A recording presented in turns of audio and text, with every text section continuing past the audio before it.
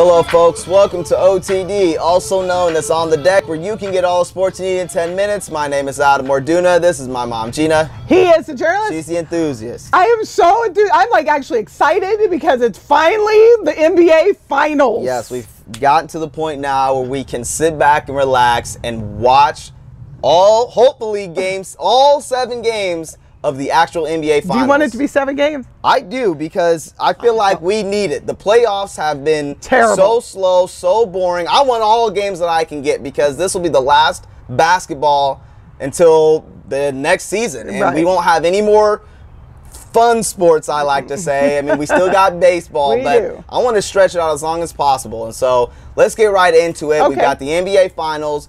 Who will win? We're going to break down the keys to the game, who we think will have a huge impact, at least for game 1, and then our final predictions, and we're just going to break it down, and hopefully we can come with a solution here on what we feel like is getting ready to happen tonight at 8 o'clock. Okay. It's really awesome. Well, keys to the game. I think defense tonight is going to be the key to the game. You've got 2 very strong offensive teams. I mean, you added Kevin Durant to a team that was, won 73 games, set the record, that transformed how people play because they just shoot the lights out, splash brother, everybody else. Everybody off the bench can shoot threes for the Dubs. But then the Cavs went ahead and added Kyle Korver, and all of a sudden everybody can understand that Uncle Drew, Kyrie, can shoot the lights out. Kevin Love is a 3-point sniper and a guy underneath. And apparently LeBron James wants to shoot the 3 now too.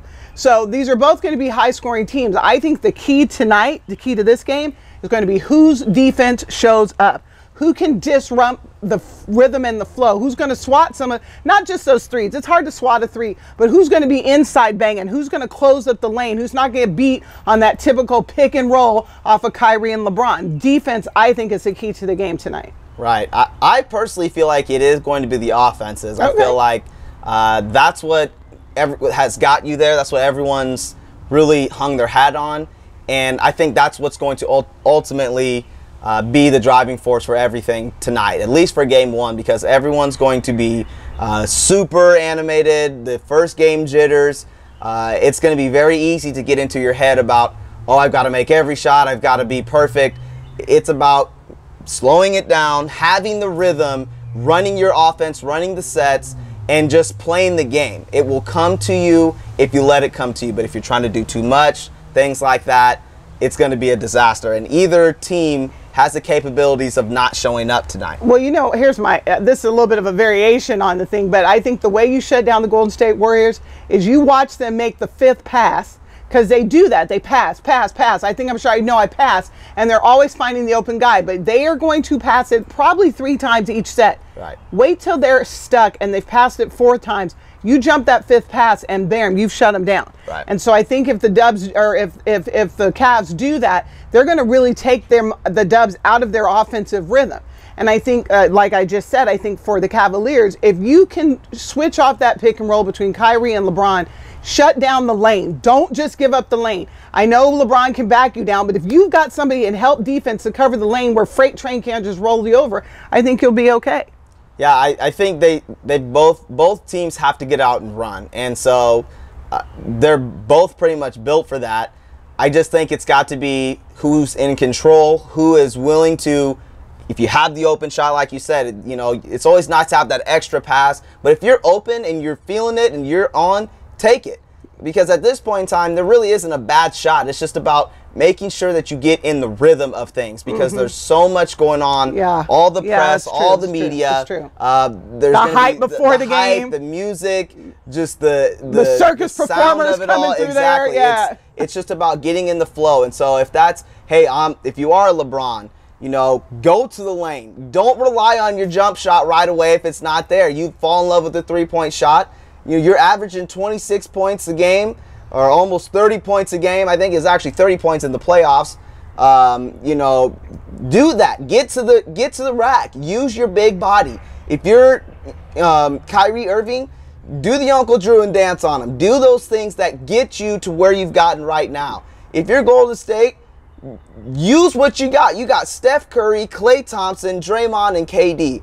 All 4 of those guys are lethal weapons and can go out there and score. So I think both teams are going to have a hard time stopping each other, which is why I just say not don't play defense, but do what you do on offense to make sure that you guys can score. And I think what we're saying actually complements each other, because I think offensively, if they come out, everybody's shooting the lights out, it could be a very high-scoring game. Right. To me, whichever team's defense steps up and actually comes for the other guy, don't be timid is all I'm saying. And just, go out there and be willing to swat somebody. Yeah, exactly. I mean, Ginobili went and took the ball straight out of James Harden's hand. Yeah. I mean, whoever has that kind of game, and that to me is where your Draymond Greens, your Andre Iguodala step up. Yeah. And on the other side, J.R. Smith, his defense is very suspect. But your Tristan Thompson, there are people on those teams that can come in and make a defensive difference. Right. Well, as we are talking about those players, where do you see one of those guys, or is there one of the main guys maybe out of either of those teams having a big game tonight?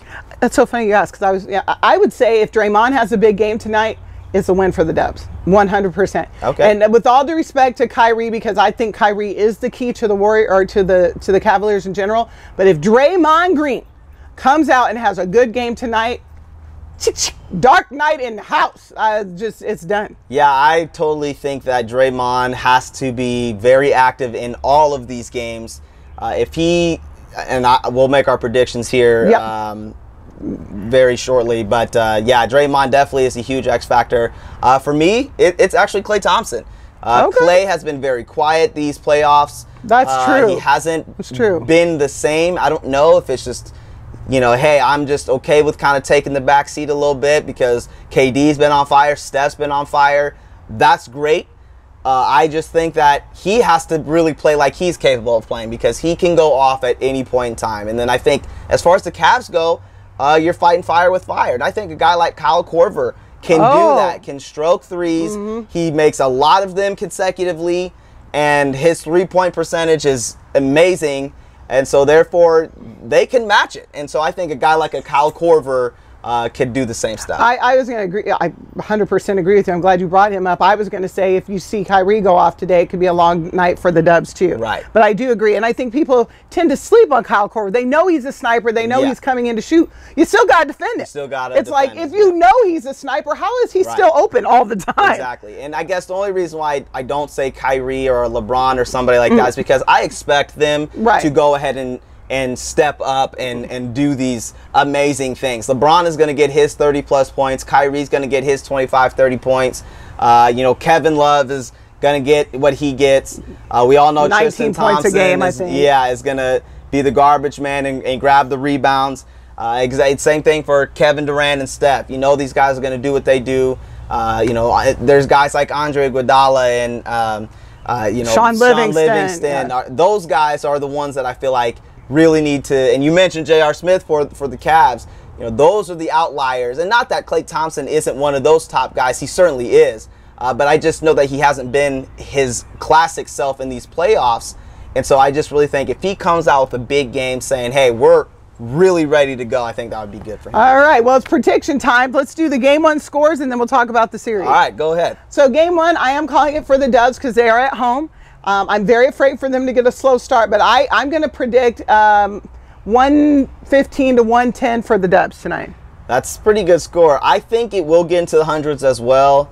I'm seeing Cleveland with a 98 to Golden State 101. Okay, closer. So it'll be a closer game because I think there's going to be some tightness. But I think ultimately Golden State's going to pull away there at the end. Well, now here's the time where I'm always wrong, but it's time to predict the series. Yes. I am still predicting Golden State. I disagree with everybody who calls this a sweep or with Vegas in the line against the Cavs. That's baloney sauce. I am going to call the Dubs in 6. I don't think it'll go to 7. I do believe that I think the Dubs are going to get one of the Cavs home games, and I think it's going to be the Warriors in 6. I'm actually a little bit worried. I agree with you. I don't anticipate this being a sweep by any means. I, for some reason, feel like Golden State may drop game 2, but I think they're going to have a good game tonight and win. But I think it will go to a game 7, and Golden State will win at game 7 back home in Oracle, and there'll be some redemption from last year where they lost it at home. Can I say two things real quick here? The off game. One, LeBron James had someone spray the N-word on the gate of his Brentwood home in LA. That is not only disgusting, it's just sad. And it's just such a sad, it's unacceptable, and it's a sad state that in 2017, after we've had an African-American president and all these people running around wearing LeBron jerseys, that there's some idiot who still thinks that that word is okay and then takes the time to buy spray paint and spray it on his gate. So first of all, LeBron, you have our full support and solidarity in that regard. And then number two, another journalist that we respect, you turned me on to him. I'm a huge fan, Stephen A. Smith. He lost his mom.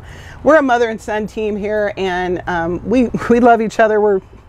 I can't even express it, but I want to just say to Stephen A. Smith, you have our deepest condolences. So I know, off topic, but hey, you know, we love Stephen A., and I'm glad you mentioned the LeBron situation because it's wrong, and in this day and age, nobody should have to deal with that. No. Doesn't matter what race or gender so beyond me. It's ridiculous. Well, we're excited for the finals. We are excited. It's going Finally. to be a great 8 hours away. One. Yeah, we just wanted to start right now, and it's going to be awesome. So sit tight. We're going to give you plenty of updates. I'm always wrong in my predictions. So well, I hope not, because you got the dubs. I do. So, hey, subscribe to our YouTube channel. Type in my name, Adam Arduino. Like our YouTube page or our Facebook page, and we want to say we'll see you next time, folks.